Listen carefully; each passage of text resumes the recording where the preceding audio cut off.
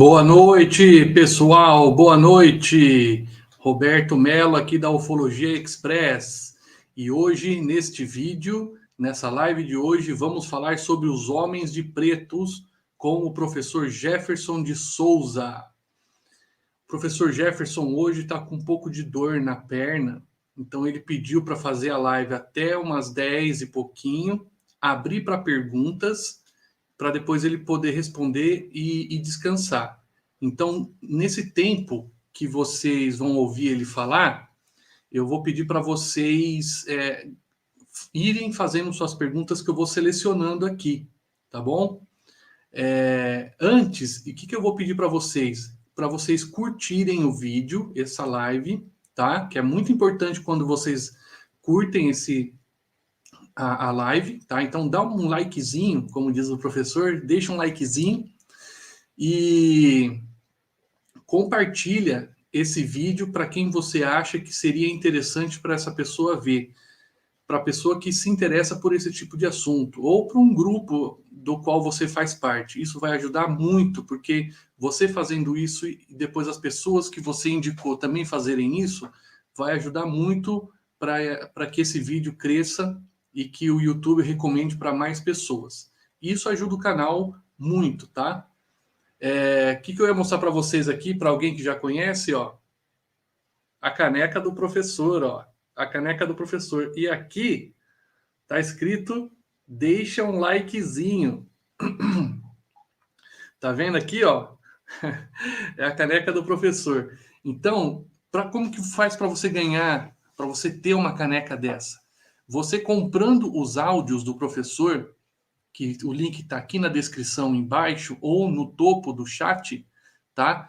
Você comprando os áudios do professor, eu te mando a arte da caneca e você pode pedir para fazer aí numa gráfica rápida ou até mesmo numa franquia que foi aonde eu fiz. Eu te ajudo.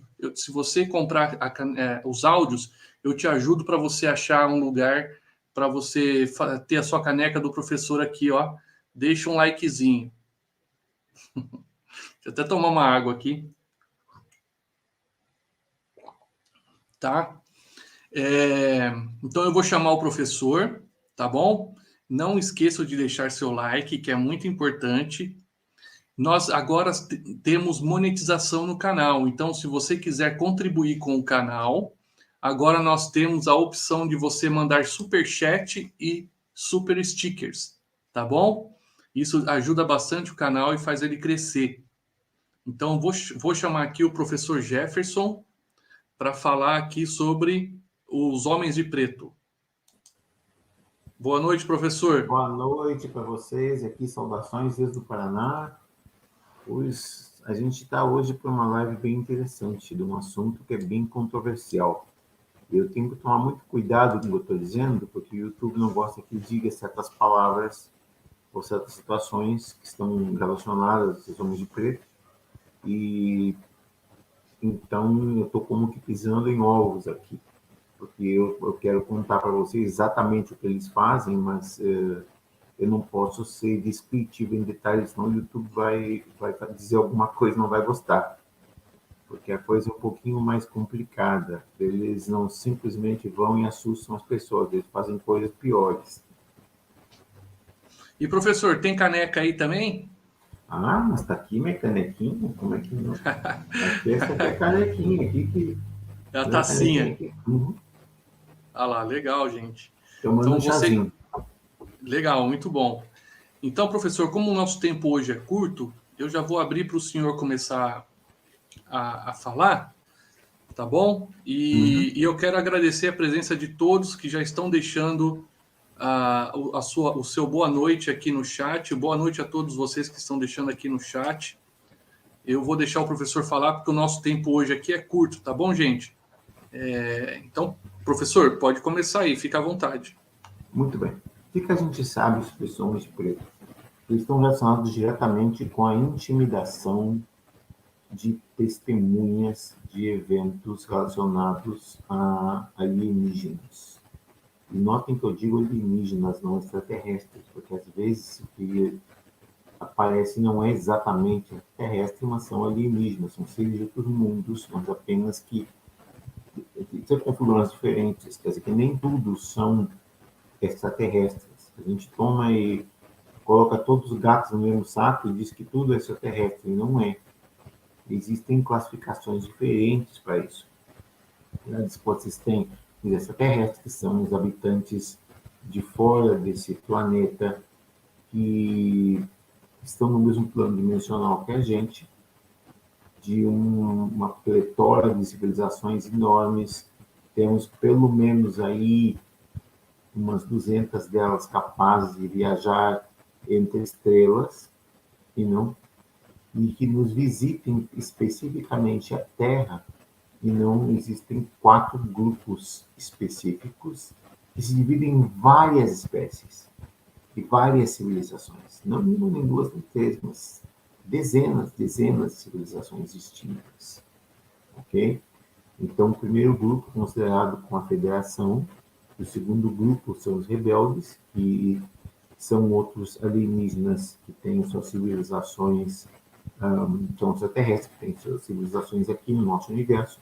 Eles são chamados rebeldes porque eles não fazem parte da Federação, mas eles têm acordos de todos os tipos com a Federação, respeitam a eles têm uma série de, como diz, comunicações entre eles. Então, esse é o segundo grupo. Existe o terceiro grupo, que é chamado grupo de caóticos, que são dissidentes, tanto da Federação como dos rebeldes. E que é dissidente por quê?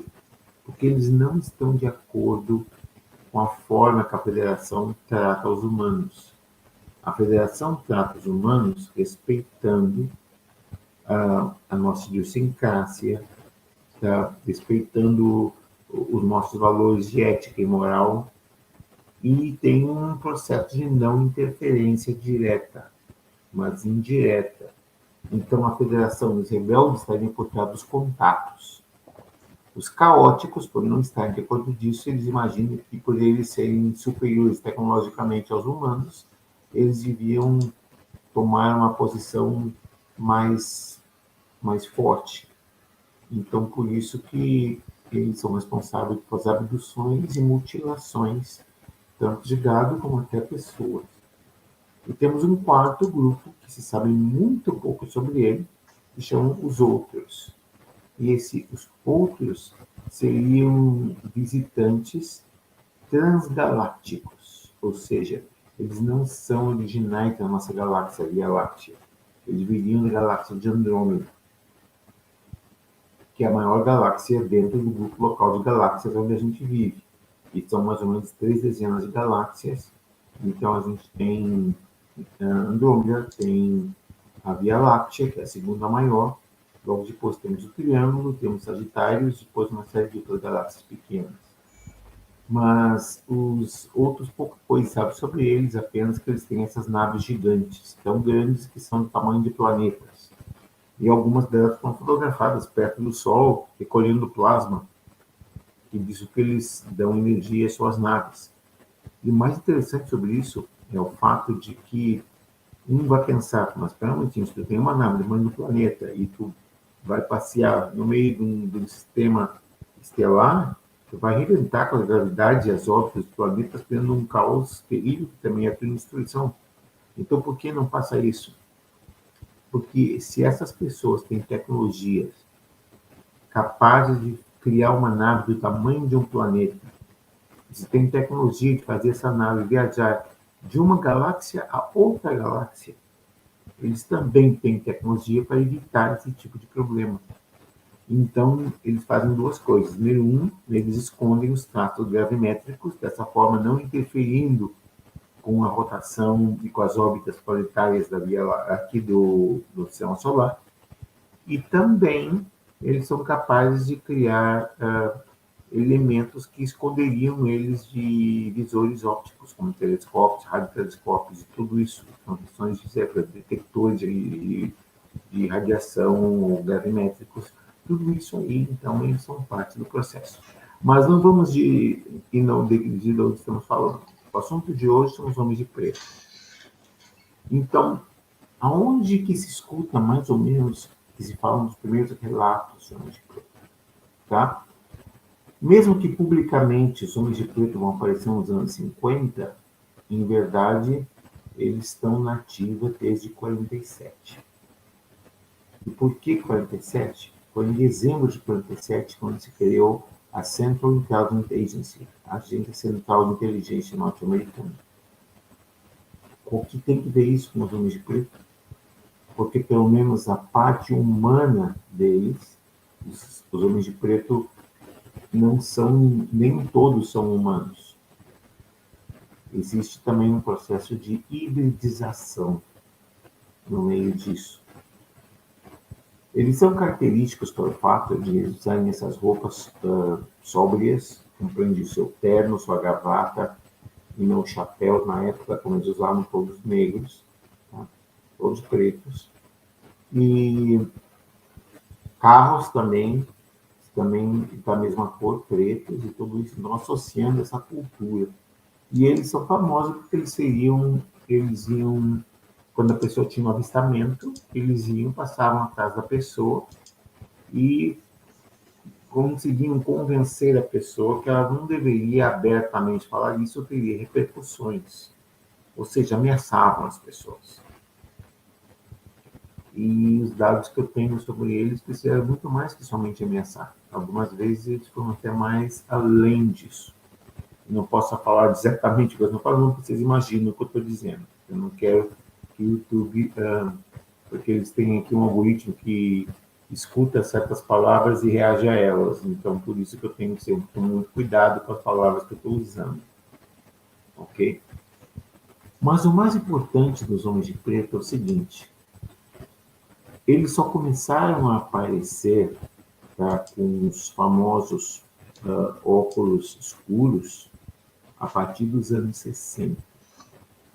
Os anos 40 e 50, eles simplesmente eram pessoas que aparentemente normais, pareciam funcionários do governo norte-americano, e iam conversar com as pessoas, tentavam dissuadi-las amigavelmente, algumas vezes, ou até mesmo fazendo ameaça se a pessoa não quisesse fazê-la. E há outras, dependendo do caso, das circunstâncias, poderiam ter até sido subornadas com dinheiro ou outro tipo de coisa que eles oferecessem. Mas o que é interessante sobre a cultura dos homens de preto é o seguinte: eles escrevem a pessoa sempre as pessoas similares, da mesma forma, mas um detalhe é a forma como eles falam.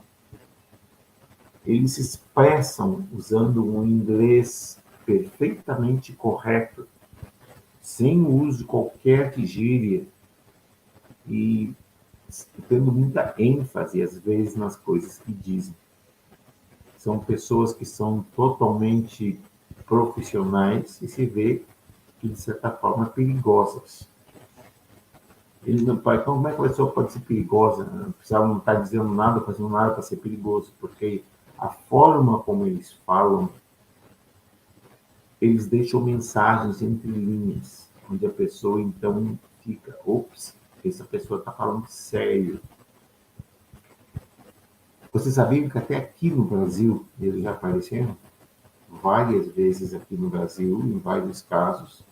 E um dos casos mais notórios de homens de preto é o caso em Varginha, onde as meninas que observaram ser em Varginha, elas receberam a visita desses senhores e ofereceram para elas uma pasta de dinheiro, contanto que elas publicamente fossem dizer que elas inventaram tudo, que nunca passou nada. Elas se recusaram a fazer e, quando tornaram a coisa pública, eles desapareceram, mas elas foram seguidas, elas estavam em constante vigilância antes que se tornasse pública a coisa. Quando tornou público, aí sim, aí já não tinha mais nada que pudesse fazer. Mas o interessante dos homens de preto, mais que nada, é que eles se estendem não somente aos Estados Unidos, mas tem uma abrangência global. Onde que existe uma instituição de homens de preto, por exemplo? Em Europa, vários países de Europa. E aqui na América do Sul, tá? Quando eu falo não somente Brasil, também me refiro à Argentina, Uruguai, Paraguai, Bolívia, Peru, Colômbia, onde eles tiveram, de certa forma, uma representação. Mas esses já eram os que estavam usando os óculos escuros. E qual a diferença dos que estão sem óculos dos que estão com óculos escuros? Justamente a diferença é saber o que está por trás dos olhos das pessoas que estão usando as lentes escuras. Pois essas pessoas, elas tinham os olhos negros, como os Jaguar Collector, que vocês conhecem como os greys. Eles tinham uma configuração humana, como se fossem humanos, mas os olhos eram negros, como se fossem Jaguar Collector. Então, por isso do uso dos óculos.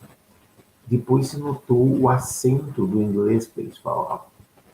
Essas pessoas com óculos não falavam, claro, o inglês próprio, sempre correto, sem gírias, sem nada, mas a entonação do inglês deles se via que eles eram estrangeiros, mas não identificavam qual seria a procedência deles. Porque quando uma pessoa é da França, se nota um sotaque francês, se é italiano, um sotaque italiano, ou se é mexicano, sotaque mexicano, se é um brasileiro, sotaque brasileiro.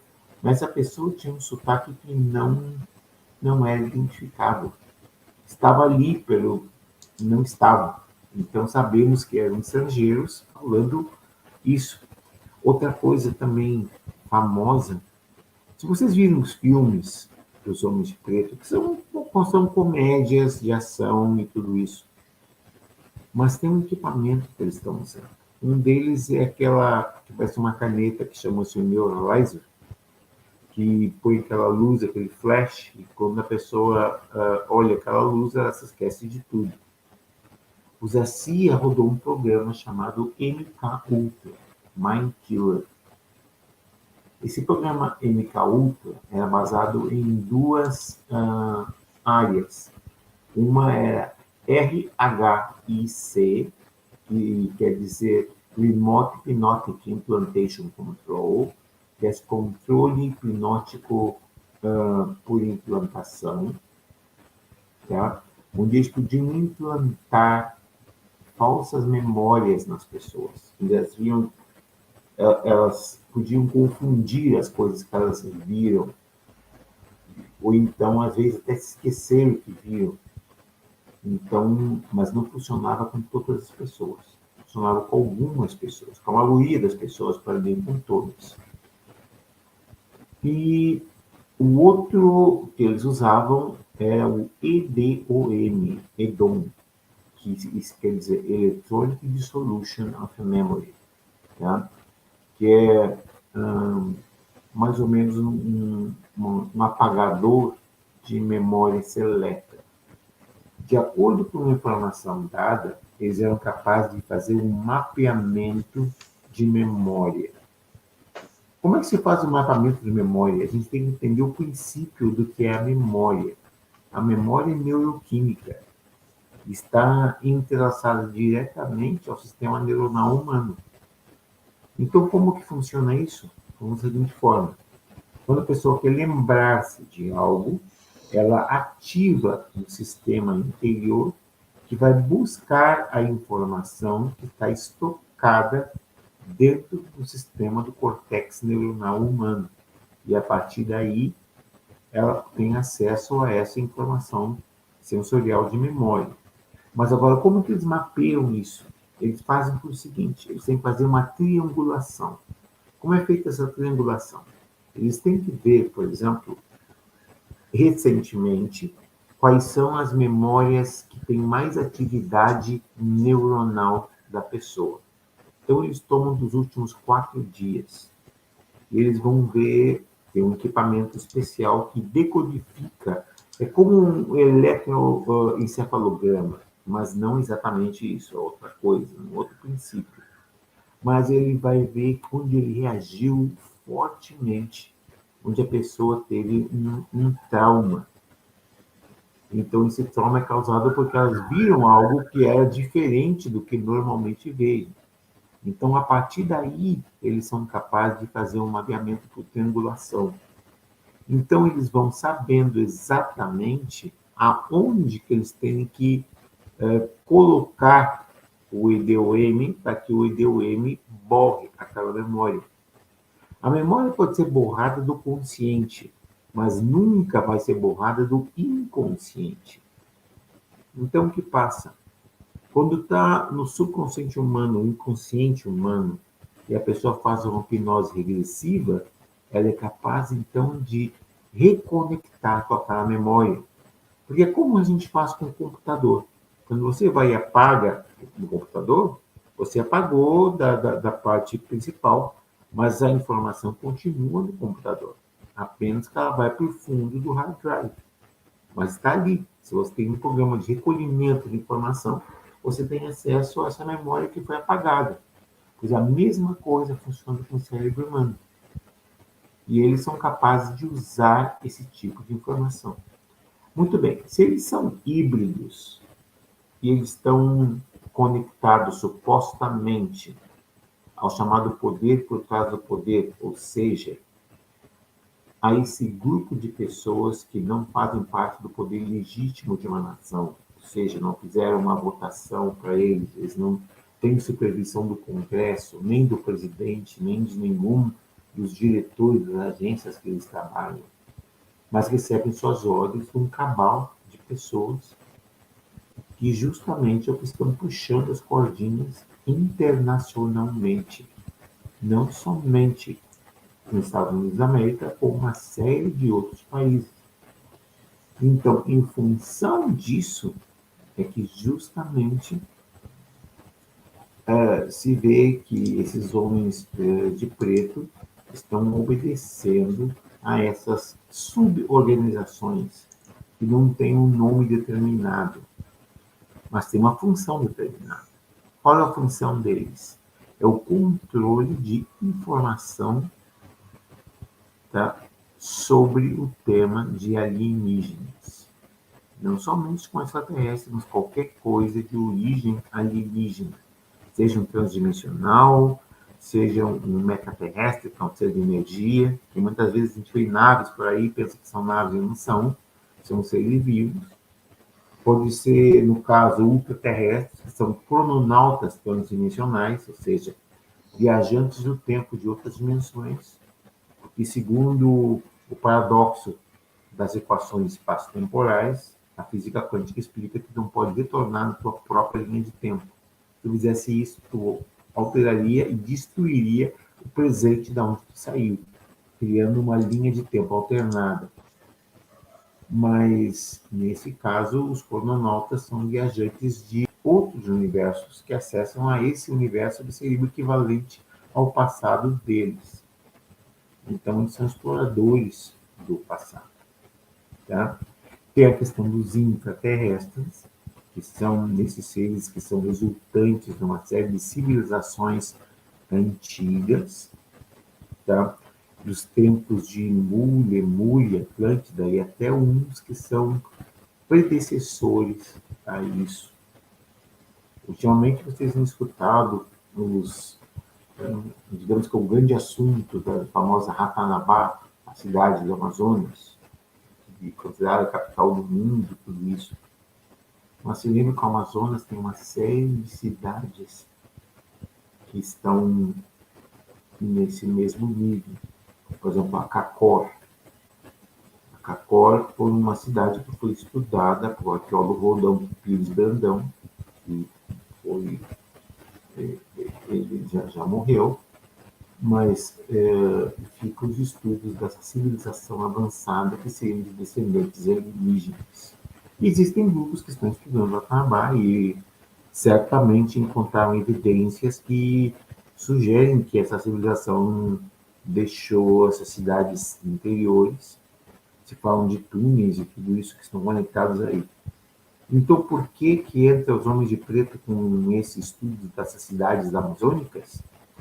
Por a morte das pessoas que estavam investigando essas cidades. Uma delas é o alemão Karl Brugger. Karl Gruber é um jornalista e escritor, estava investigando isso junto a Rodolfo Pires Brandão, e há um outro alemão, tá, que supostamente teria visitado a Cacor e que se auto-intitulou na Tatum Canária. Então, sabe-se que essas pessoas foram intimidadas e algumas delas até suprimidas. Suprimidas, eu digo assassinato. O assassinato de Karl Gruber foi uma coisa que não tem explicação. Porque caíram meio com tiros, mas se fossem para roubar, não levavam nem carteira, nem relógio, nem nada, porque a gente foi matar um. Agora, por que e como? Então, são circunstâncias. Então, tudo isso está aí conectado com a questão dos homens de preto e como eles estão afetando as pessoas a nível internacional. Então, fica de novo aquela questão. Estamos falando que alguns deles têm olhos negros, como os Jagara-Colector, que vocês chamam de greys, tá? Com a configuração humana, estamos falando de um processo de hibridização. Ou seja, nós estamos misturando a genética de seres humanos com seres alienígenas. E então, a partir daí, cria esse ser que tem habilidades distintas. Sabe-se que esses homens de preto, eles não são telepatas, mas eles têm uma capacidade de empatia muito grande, onde eles podem sentir as emoções das pessoas num nível tremendo. E com isso pode verificar se a pessoa está mentindo ou não, ou até que ponto isso afeta a eles. Agora, quem estaria por trás dessa hibridização? Seriam essas agências que trabalham do poder por trás do poder? Seriam os extraterrestres eles mesmos? Ou uma mistura dos dois? Então, vocês sabem que desde a caída de Roswell, em Novo México, existia uma pessoa que estava trabalhando nesse processo, que trabalhou com as tecnologias alienígenas ele mesmo. É o Coronel Kutsou. O Coronel Kutsou escreveu um livro, O Dia Depois da Manhã, Day After Tomorrow, onde ele explicava como essas tecnologias eram usadas por essas organizações secretas e conseguiam fundos para eles quando eles apresentavam isso para corporações, e as corporações metiam a tecnologia dentro do nosso comércio. E, de repente, entramos com o circuito integrado, com fibra óptica, com chips de computação e tudo mais que vocês têm hoje. Nunca se perguntaram como tardou 1947 anos e, de repente, em 50, 60 anos, estamos os milagres que estamos fazendo hoje. 70 anos e a gente tem hologramas, telefones celulares, carros que se estacionam sozinhos e tudo isso. Da onde vocês pensam que apareceu a tecnologia do nada? Ela tem que ter vindo de algum lugar. Então se diz que, o Coronel Kutsou disse que uma série dessas entidades foram capturadas, umas estavam mortas, outras estavam vivas, mas o DNA deles estava disponível. E como o DNA deles estava disponível, vocês sabem que estavam no processo de estudos de clonação. Então, sabe que o primeiro animal clonado, tá, foi uma ovelha. E se provou que a clonação é possível sem problemas. Então, imagine a clonação, o processo de clonação transformado em um processo de hibridização, onde são misturadas material genético humano e material genético extraterrestre, criando justamente esses seres que eu descrevi antes, que são essa nova linha de homens de preto. Agora, qual é a vantagem de ter esse híbrido? Por que esse híbrido seria diferente? esse híbrido ser diferente, porque, entre outras coisas, ele seria capaz de ser como detetor de mentiras vivo, ele teria uma força superior à pessoa convencional, uma velocidade superior, um raciocínio superior e uma capacidade de adaptação muitíssimo maior que qualquer pessoa que conhecemos. Então, são vários fatores que nos levam a ver como esses homens de preto influenciaram a história dos estudos alienígenas globais. Porque mesmo em Rússia e China, eles têm a versão deles dos homens de preto, que é muito similar, se não quase igual à versão que se conhece nos Estados Unidos e nos outros países. Então, teriam homens de preto brasileiros? Seria possível? Isso não, sim, possível, sim.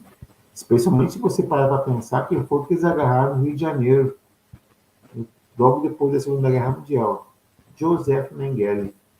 Joseph Mengele era um nazista que trabalhava com genética e estudos genéticos transformados.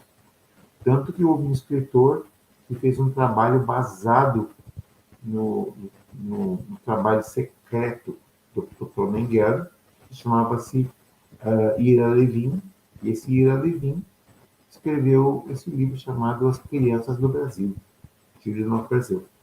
E esse livro fala do quê? Da clonação do próprio Adolf Hitler. Então, o que isso tem a ver com os homens de preto? Porque vocês estavam fazendo esse tipo de hibridização aqui. Quem sabe o que mais que eles não estavam fazendo? E quem são eles que estamos falando? Quando eu falo eles, eu não estou falando de uma autoridade legítima, de nada que tenha a ver com o governo que a gente conhece, seja aqui ou seja onde seja.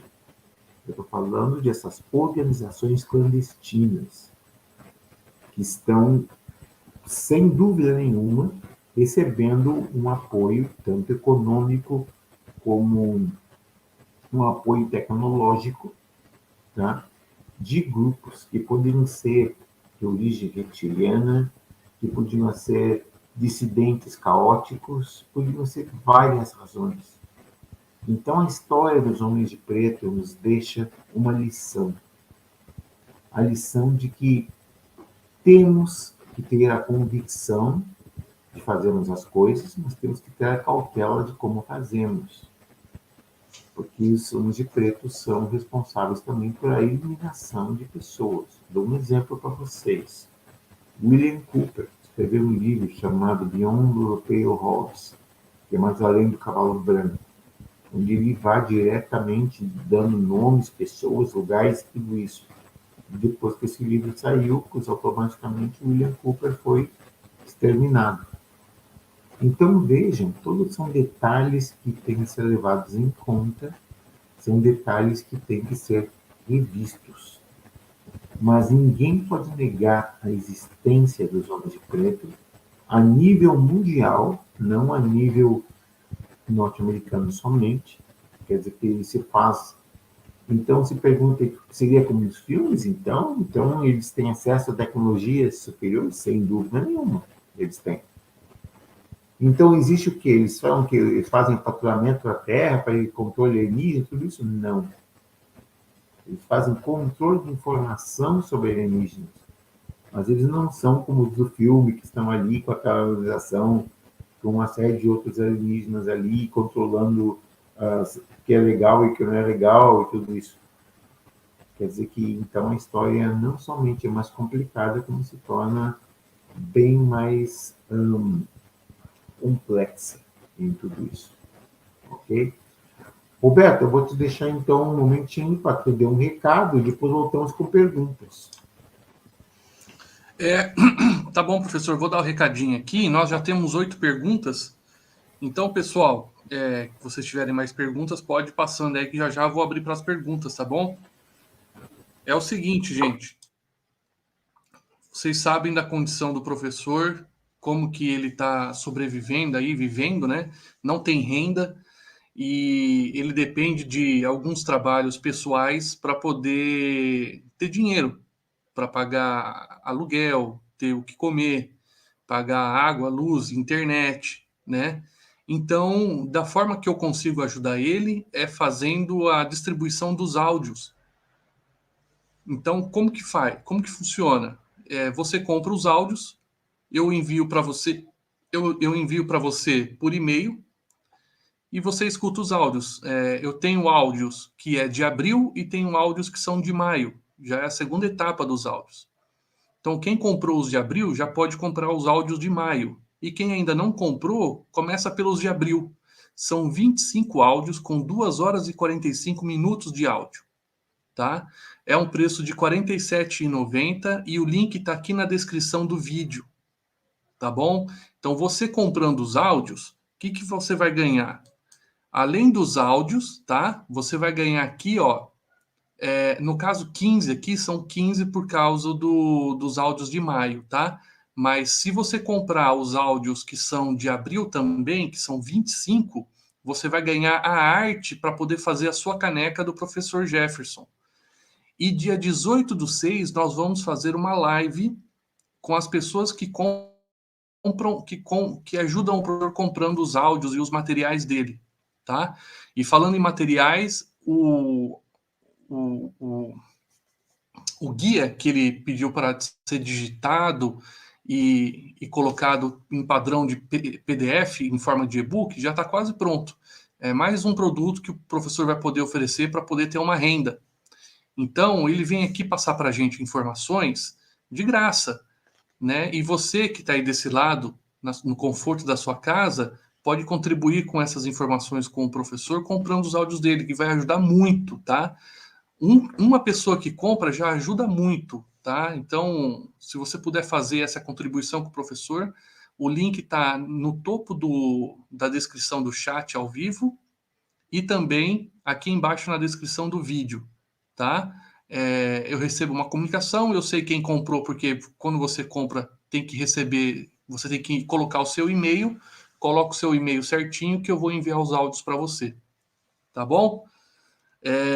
E a caneca é bonita, gente. Vocês viram a caneca aí, ó? Ó que bacana a caneca, né? Se vocês quiserem, ó, sem contar os áudios, que são 25 áudios de abril ou 15 áudios agora de maio, tá bom? E mais a live, que a gente vai fazer dia 18/6, tá? Olha lá, R$ 47,90, tá bom? Ajuda muito. Então, se você puder divulgar essa live para outras pessoas, nos grupos de outras pessoas, também essa mensagem vai chegar para que alguém consiga comprar os áudios do professor, tá? Eu estou sendo uma mensagem aqui, o mensageiro. Você também está sendo um mensageiro. O professor traz para a gente a mensagem. Nós temos que passar essa mensagem para várias pessoas. E como a gente faz isso? É compartilhando o link, dando like aqui no vídeo. Eu vou pedir para o professor falar para deixar um likezinho, que é o que está escrito na caneca. Tá bom, gente? Vou chamar o professor aqui, ó. E se você está no conforto da sua casa aí, imagina o professor com câncer, na dificuldade que ele está, não tendo uma renda, dependendo de ajuda de terceiros para poder sobreviver, né? E ainda passar por essa doença que ele está em tratamento. É triste falar assim, eu sei que o professor não gosta, mas às vezes a gente tem que ser um pouco agressivo na mensagem para que chegue em alguém que contribua com o professor, tá bom? Eu ajudo o professor dessa forma como eu consigo, de administrar essa parte dos áudios para ele. Se você não consegue contribuir financeiramente, divulga o link, que vai ajudar muito, tá? Quando você divulga o link, vai chegar em alguém que vai ajudar comprando os áudios para ajudar o professor. Tá bom? Vou chamar o professor aqui. Oi, como estamos? Aqui já estamos de volta. Já vi a mensagem do Roberto, como disse, ó, aqui com a canequinha, deixa o likezinho, que isso é importante para a gente, tá? E, bom, eu vou ver se eu respondo pelo menos umas 10 perguntas, mais ou menos. Quantas temos, então? Eu tenho 8 perguntas aqui, eu vou passar para o senhor, tá bom? Tá bem, vamos começar. Aqui. Vou ter que passar porque não tenho aqui Eu tenho o vou, visual das pessoas, quer dizer que eu eu vou não... passar. Uhum. Assim o senhor consegue ver? Sim. Qual foi Tá. sua relação com Fábio Zeppa? Ele nos deixou recentemente, eu sei, infelizmente. Eu digo o seguinte, Fábio Zeppa foi um grande investigador da Argentina e ele também era o diretor daquele grupo de estudos, né? E ele tinha uma revista chamada Quarta Dimensão, que era uma revista muito grande, muito importante, pelo menos para a América. E eu digo para vocês, minha relação com ele, eu tive o privilégio de conhecer ele como pessoa e digo que é uma pessoa que tinha tremendo conhecimento e que vai ser sentida a sua falta. Porque, de verdade, é um dos pilares dos estudos de alienígenas, pelo menos aqui para as Américas. Então, eu digo que Fábio Zeppa, de verdade, era um exemplo de pessoa que viveu uma vida fantástica, devotada ao estudo. Então, minha relação com ele foi essa, uma relação... Eu não tinha uma amizade tão, como diz, tão próxima, mas do que eu conheci, da oportunidade que eu tive de conviver com ele, eu digo que, de verdade, ele me impressionou por várias razões. Eu tenho uma outra pergunta aqui do arquivo 17. Existe muita paralaxe cognitiva na ufologia? Eu te digo o seguinte, depende como tu vês isso. Por quê? Porque existem pessoas que estão recebendo as informações desses chamados seres de dimensões superiores, tudo isso, o grupo do comandante Tacherano, tudo isso.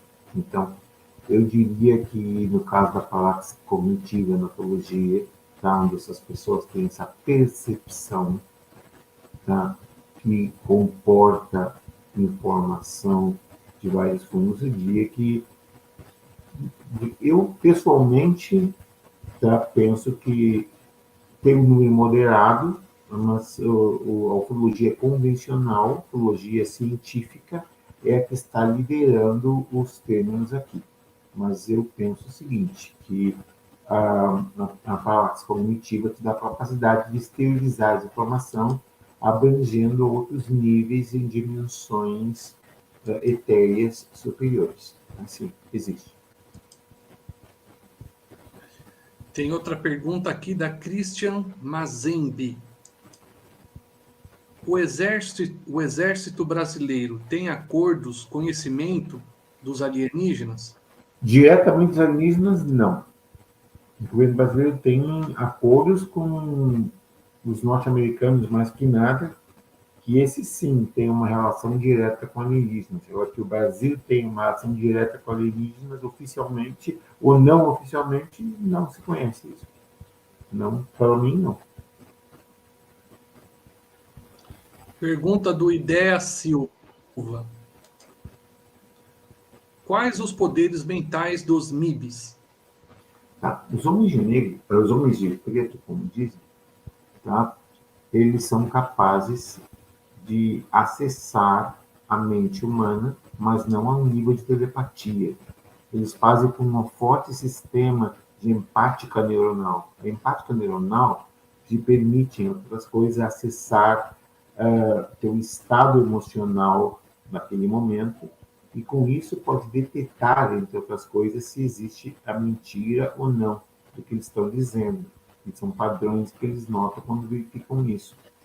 Que eles têm equipamentos para borrar memória, sim, eles têm. Tem equipamentos para influenciar a memória, implantando memórias de situações que não passaram, sim, também tem. Agora, poderes mentais, eu diria que existem humanos que têm poderes mais superiores a eles, como diretamente a telecinésia, ou a telepatia exata, mas basicamente os poderes mentais deles são isso, essa empatia simbiótica que eles têm. Outra pergunta do Ideia Silva. Qual a hierarquia dos MIBs? Existe hierarquia? Tem que ter uma hierarquia, porque a hierarquia deles vai ter que ver com o controle de informação e tem que ter com o controle de ação. Ou seja, os agentes têm que ser levados a trabalhar, mas em ordem disso, eles têm que ter supervisores. E esses supervisores têm que ter diretores de comando que tomam ação e desempenham o que eles têm que fazer. Então, tem diretores de comando, supervisores e agentes. E é basicamente a hierarquia deles. Pergunta do Pedro Lira. Tudo que passa nos filmes sempre tem algo real, não é verdade, professor? Sim, se chama isso de um segredo aberto. O que é um segredo aberto? Segredo aberto é quando eles põem parcialmente dados verdadeiros e põem um pouco de ficção por meio. Então, por quê? Porque assim, quando a pessoa vai denunciar uma situação, ela vai dizer, ah, não, você tirou isso num filme, porque estava num filme. Porque justamente isso. Eu dou um exemplo, contatos imediatos do terceiro grau, é um exemplo disso. Onde diretamente vocês veem que uma das pessoas que participa desse filme é o Dr. Joseph Alan Hynek, que trabalhou no projeto Livro Azul. Então, uma pessoa que estava diretamente ligada ao governo, tipo, um astrofísico, não um ator. E ele, pessoalmente, fazia parte desse filme. Então, vejam. Então, por isso que eu digo, muitas das coisas que vocês veem no filme, elas são ficção até um ponto. É o que eu sempre digo, que às vezes a realidade é muito mais incrível que a ficção pode vir. Mas eles existem com isso, com o chamado segredo aberto. O senhor passou por algum tratamento mental cerebral invasivo? Por vários. Eu te digo o seguinte, e quase que conseguiram o objetivo deles, que entre as coisas era borrar minhas memórias, apagar minhas memórias e implantar outras. Por que isso não foi possível? Graças aos meus contatos pessoais desde a idade de 7 anos, que fizeram uma configuração neural que é efetivo bastante contra esse tipo de invasão cerebral dessas máquinas ou mesmo de pessoas.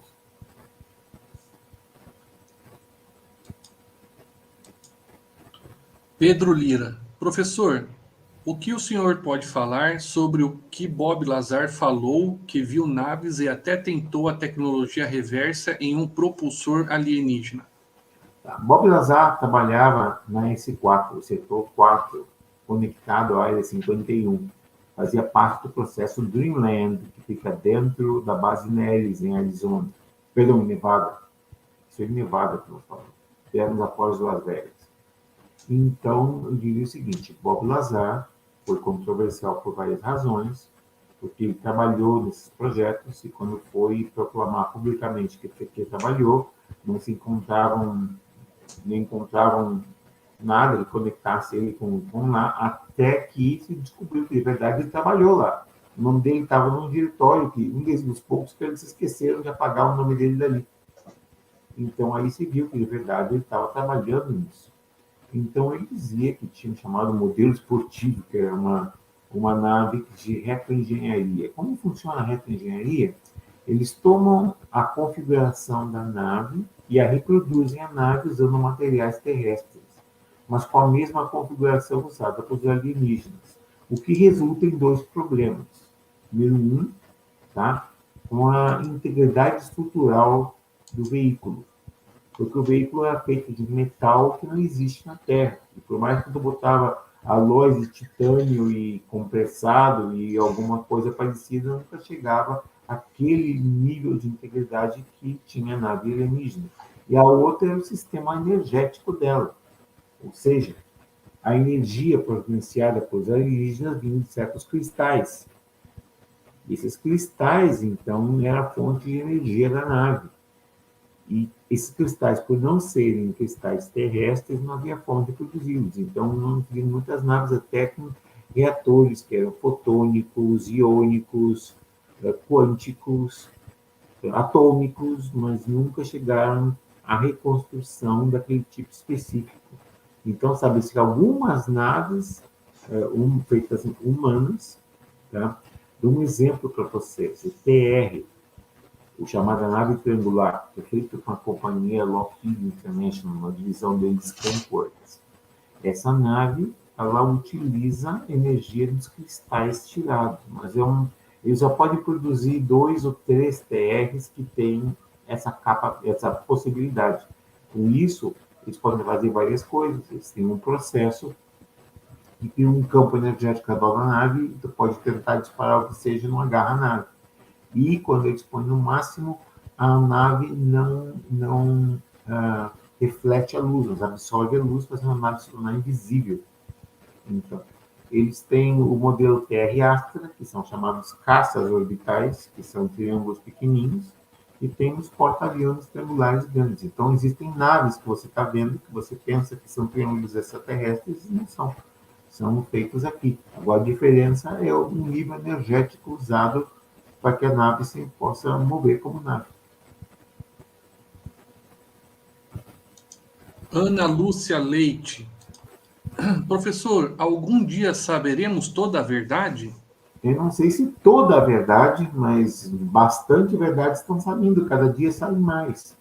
Eu penso que, por mais que tu queira, um segredo é aquele que se conta uma vez, mas no momento que tu contou, ele já saiu. Então, cedo ou tarde ele vai aparecer de volta. Então, por isso que eu de verdade espero que um dia a gente tenha o conhecimento máximo possível. Talvez toda a verdade a gente nunca saiba, mas mais pronto de quase tudo a gente pode, vamos tentar.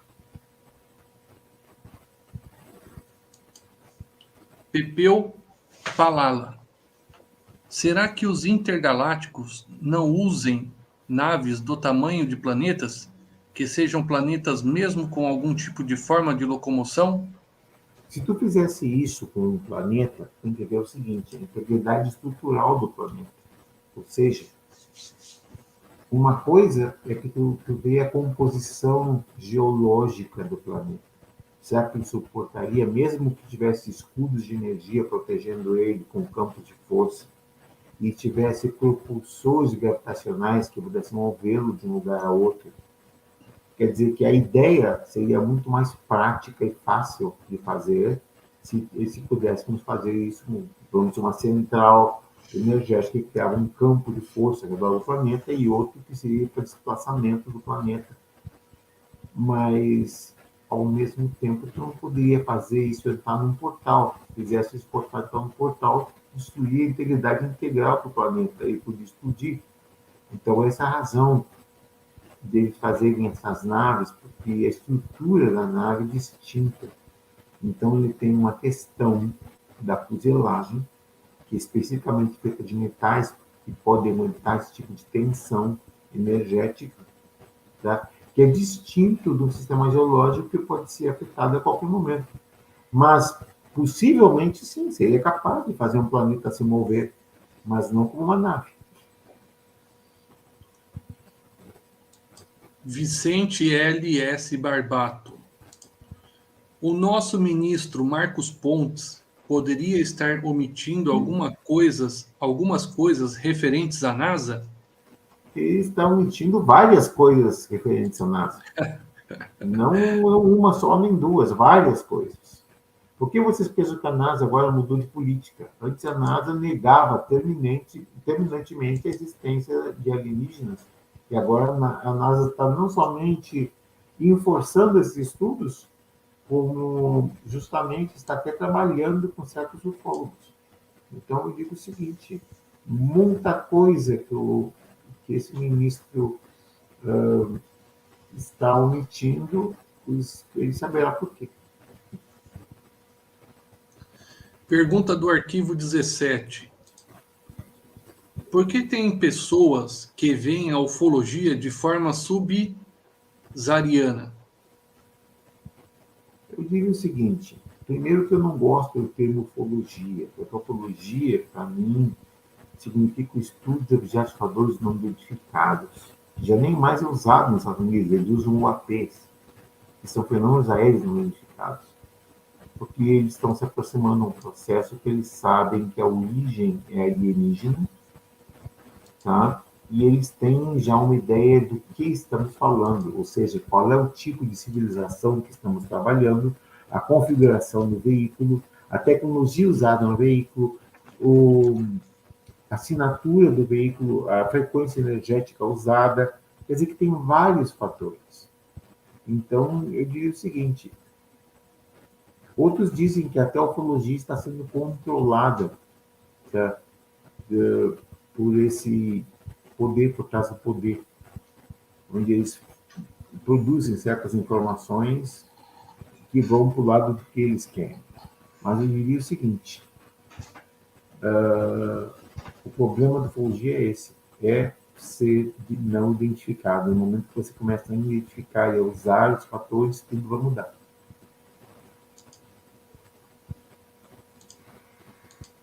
Pedro Lira. Com tantas evidências acontecendo, os MIBs irão dar conta de interferir em vários locais? Eu penso que cada vez menos eles têm a capacidade de uma interferência direta.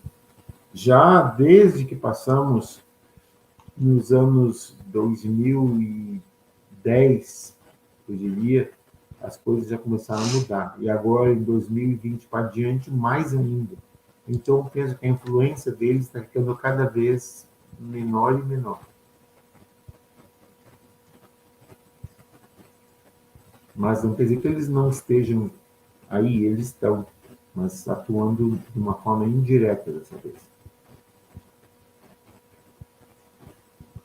Tem mais uma pergunta aqui.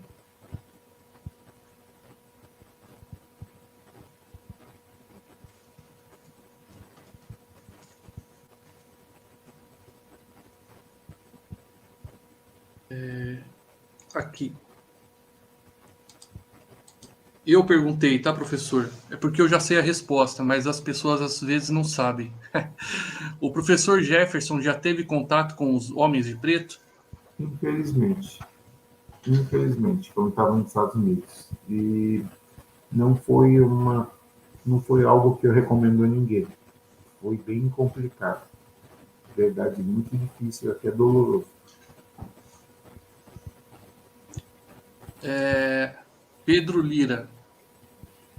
Bom, essa já foi também. Já foi, deixa eu ver. Eu queria agradecer aqui, professor, a Maria de Fátima Andrade. Ela fez uma contribuição no Superchat. Muito obrigado, viu, Maria de Fátima? Obrigado, Maria Fátima. Gratidão. Vai ajudar bastante aqui. Depois, Maria de Fátima, se você puder me chamar no WhatsApp, para eu te agradecer, tá bom? Eu vou deixar meu WhatsApp aqui, se você conseguir anotar aí. Eu vou mandar aqui, aí você tenta anotar. Aí. Professor, eu vou dar mais um tempinho aqui, mas eu acho que as perguntas acabaram, viu? Pois eu penso, então, que estamos dentro do mais ou menos o tempo, aquele que tínhamos planejado. Tem uma última pergunta aqui, ó. Vamos para a última pergunta. Arquivo 17. Quantos casos oficiais e com registros no Brasil dos MIBs? Será que o senhor sabe? Casos oficiais, nenhum. Com registros oficiais, nenhum. Agora, com registros indiretos, eu diria que pelo menos uns 20 ou 30. Nossa, tudo isso? Isso vem passando desde o tempo do Almirante Saldanha, quando eles estavam na Ilha Trindade lá e viram por ali, desde ali tem envolvimento com o Super. Dos anos 60 para cá, imagina. E teve também em Varginha. Também em Varginha. Esse é o mais recente que se conhece. Mas E de Magé lá não. para cá, não, Magé não foi, não somente não foi, como ainda por cima os próprios ufólogos estão lutando contra a Magé, não querem que a Magé apareça. Eu pergunto de quem será que é o interesse que não quer que a Magé apareça na história? Pois é, Magé foi apagada, né? Deram um apagão em Magé. E foi feito pelos próprios ufólogos locais. Quer dizer, eu não vou entrar em detalhes, para evitar problema. Existe muitos homens de preto, professor?